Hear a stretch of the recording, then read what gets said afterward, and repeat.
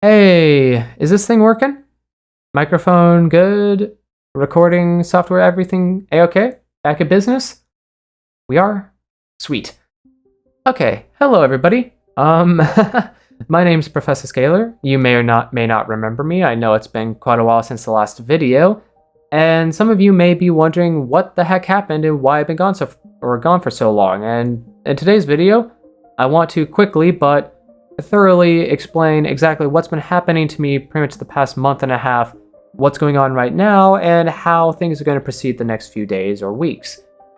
And don't worry, there is good news in all of this. It's not the best news there could be, but don't worry, I'm not going to be, quote, extending my forced upon vacation another 2 or 3 weeks. No. I am back for the most part, but, let me give some details. So starting from the beginning, I was basically struck by 3 disasters. The first one happened a few days after I uploaded my most recent video, the R5C2 level completion. And this disaster was me being locked on my YouTube account.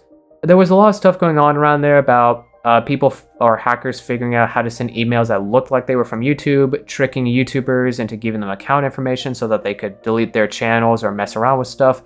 Just a lot of really bad stuff going on, which thankfully did not happen to me. I'm not that big of a YouTuber, so I don't think any hacker out there really cared about my small channel. But YouTube was enforcing two-step verification to make sure that people who logged into accounts should actually be on that account. And for those who don't know, two-step verification is basically connecting your account to your mobile device. That way, when you log into your account, not only do you have to put your password in, you also have to get a verification code from your phone and put that in to confirm you are who you say you are. That's where the issue, though, is. I did not have two-step verification set up. I kept telling myself I should, and I kept delaying it day by day, and eventually I just sort of completely forgot about doing it. So when it prompted me telling me, hey, do two-step verification, I couldn't. Because the phone I thought I had attached to my account from a while ago was not the correct one. So I couldn't just simply turn on two-step verification and get a code to my phone. Because the phone I put in was an old one that's dead and literally doesn't work anymore. So I had to connect my new phone. However, it had to be connected for at least a week for YouTube to actually recognize it as a valid mobile device that was me. So I was locked out of my YouTube account for almost 2 weeks. And at first I figured this isn't the worst thing ever. I could just record and edit videos right now during this period, and then when I get access back to my account, I could just upload them every day or every 2 days and make up for lost time. However, I was then struck by the second disaster not too long after that. The second disaster was my microphone. I pride myself in the work I do, and I want to have the best quality I can, both video-wise, audio-wise. I want to make it good content. So with my microphone being a Blue Yeti microphone, I wanted it to sound as best as it could. So I had a friend of mine who's a professional in the audio field come over and help me because I know how filters work, but I don't know how best to set them up. And the thing is, instead of doing all my filters on OBS like a lot of people do, this microphone has software with it that you can put the filters on instead. So like the filters are on the microphone itself and not my recording software. So that's what I did. And I saved it as a template. So, if I ever want to mess around or change something else around, I could always just click a simple button and I'd be back to my normal recording situation. The issue, though, is that software got a major update that added in some cool new features, which I do look forward to testing out in the future. However, it also deleted all my saved templates. So my microphone basically went from really good audio quality, like professional standards, back down to pretty much straight out of the box, which didn't sound horrible, but it definitely didn't sound nearly as good. So I messaged my friend, let them know what happened, and they said that they might be able to come over and help me sometime next week because they were a bit busy that week. I said that's fine. I'm locked on my account anyway, so waiting a little bit longer isn't going to kill me. Well, unfortunately, things kept coming up with my friend because they are a very, very busy person, and eventually they just kept on having to say, I'm sorry, I can't make it yet. Maybe we could try again sometime later this week or early next week. And it kept getting pushed back more and more. And eventually, they got word that somebody that they worked with recently tested positive for COVID. So now they were going to quarantine themselves for a little over a week and then see if they had it themselves. Which thankfully, I did get word back today today as in the day I recorded this, that they do not have COVID, everybody in their family is nice and healthy, and that they should be able to come over sometime early next week, hopefully, to assist me and finalize my microphone. So in the meantime, I decided, okay, I'm going to work with some of my friends who aren't as knowledgeable about mics, but still fairly knowledgeable, and get the microphone set up to a position where I'm at least satisfied recording with it. It might not be as great, but it's good enough for the time being. However, around that time, I was hit by the third disaster, which was definitely the worst of the bunch, which was my external hard drive failing on me. Now, this external hard drive has all my YouTube-related stuff saved onto it. So all the videos I've recorded ever since Rundown 2, my thumbnails, my editing software, things I use in editing, just anything related to YouTube was on that drive, and I could no longer access it. I did some research on the internet to see if it was something I could fix on my end. Found out that I couldn't. I took it to a local computer shop, and a few days later they told me they couldn't do anything about it either. So I shopped around and looked for a professional data recovery company, and when I found one that had a really good reputation and their prices were actually pretty decent, and they weren't too far away from where I lived, I called them up. I talked with them for a bit, and I liked how they were very detailed. They explained everything, how they do stuff, and the fact that they will do a lot of work to figure out exactly what they have to do and what's wrong with the drive, but they won't charge you for anything until they actually do the data recovery part of it. So, after a nice conversation with them, I sent them my drive. Now, initially, it sounded like it was only going to cost me somewhere between $200 to $600 to get the data recovered from it, which sounds like a pretty fair amount, but I was willing to spend it. A few days passed by, they kept giving me updates of either, hey, we can't work on it today because we're busy, or we did some work on it today, we're making better progress, and so forth.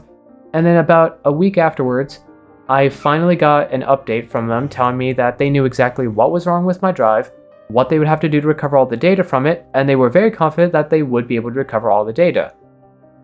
However, there was a little bit of bad news that followed up with it, which instead of it costing around $200 to $600 like we initially thought, it was going to cost anywhere from about $1,000 to $1,500, which is a bit out of my price range.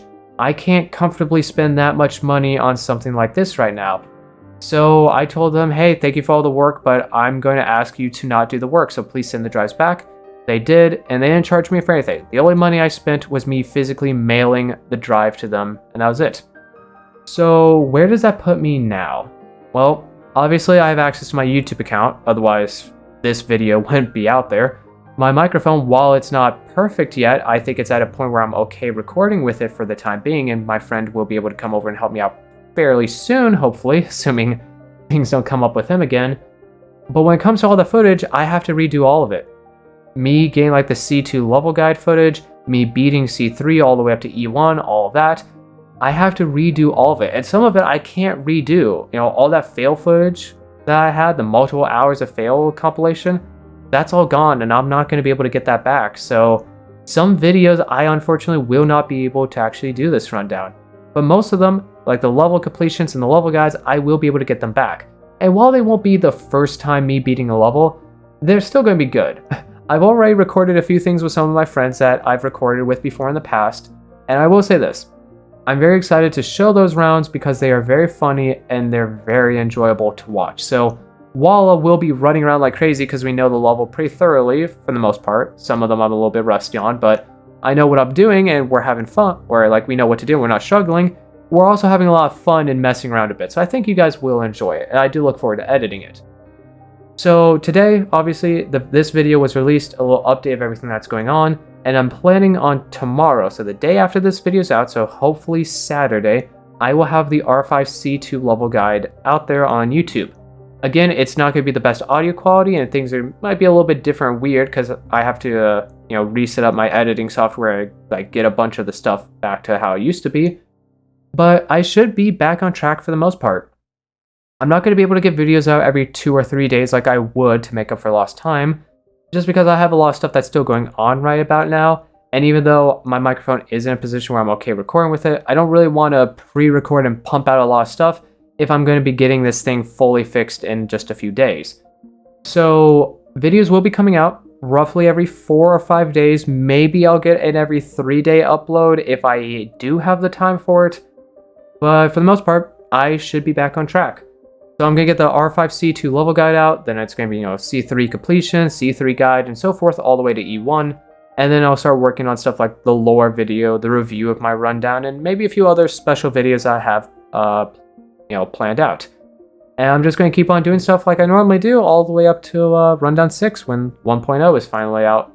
So to wrap things up here, because I've already been going on for over 10 minutes by the looks of it, again, I'm very sorry for this long delay. I know some of you are going to say it's not a big deal, there's nothing I could really done about it, but the truth of the matter is I could have.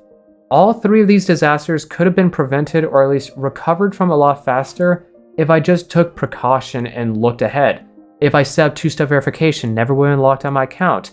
If I saved screenshots of all my microphone settings in case something went wrong, I could have gotten the microphone back to normal immediately. If I actually bought a data recovery warranty with my external hard drive like I should have, instead of saying, no, I don't need it, way back when I purchased it like a little over a year ago, then I could have got my data back a lot faster and I would have been posting videos pretty much just like I normally would have with maybe just a week of nothing going on. So I do have to greatly apologize. This is 100% my fault. I have learned from my mistakes though, and I plan on making sure something like this does not happen again. And hopefully no more major mistakes will happen for the next few days or weeks, Hopefully my computer doesn't decide to catch on fire randomly one day and then I'm out of the picture for a whole month again. But that's about all. I think I've gone on long enough, so thank you everybody for being very patient with me and very understanding. Hopefully we will be back on our regular schedule within the next few days, and I'll be able to get all these videos out for you so you can laugh, you can cry, you can enjoy my misery or just the really funny times, and if you've been waiting for a level guide for a while, it'll finally be out there for you to watch. Maybe it can help you beat these levels. So that's everything today, guys. I hope you guys are all having a wonderful time, better time than I am at least. And I will see you all hopefully tomorrow with the R5C2 guide. So see you all later.